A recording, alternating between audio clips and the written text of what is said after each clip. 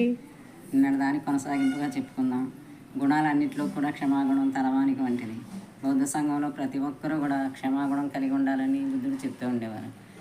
అంగుళీమాలుడు ఒకసారి భిక్షాటనకి బయలుదేరుతాడు. సాధువుగా మారాడు. భిక్షాటనలోకి బయలుదేరినప్పుడు వీధిలో ఒకరు చూసి కర్ర విసిరాడు, ఇంకొకడేమో రాయి విసిరాడు, ఇంకొకడు వచ్చి చెత్తా చెదారం మోసారు, నానా యాగి చేశారు.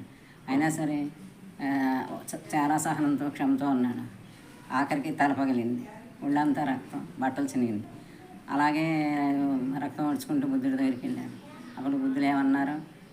సహించు, అన్నీ సహించని ముమ్మారు చెప్పి అన్నీ క్షమాగుణం అంత గొప్పది. అంత కఠినమైన దుర్మార్గుడైన అంగుళీ వాళ్ళు కూడా అంత క్షమ చూపించి సాధువుగా మారి బౌద్ధ సంఘానికి అంత కీర్తి తెచ్చారు. ఈనాడు మనం చెప్పుకుంటున్నాం. మనం కూడా ఇంత అంతో క్షమాగుణం కలిగి ఉండాలి.